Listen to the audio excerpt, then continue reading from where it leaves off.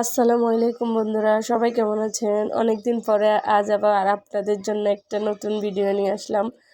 আপনারা সবাই কেমন আছেন কমেন্ট করে জানাবেন।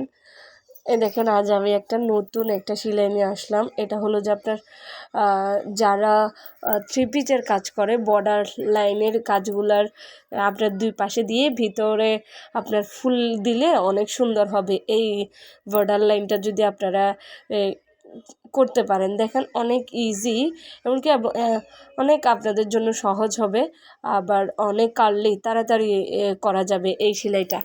দেখেন সেলাইটা আমি আপনার কি বলে যে একটু বাঁকা বাঁকা করে আপনার সেলাইটা করে নিলাম। এরপর আবার সেম ওই যে দেখেন, এরপর থেকে আবার সেম যে সেলাইটা করলাম ওই বাঁকা বাঁকা, ওইটাও একভাবে করলাম, ওটা অন্যভাবে করার পরে দেখেন এই সেলাইটা কি সুন্দর একটা হবে।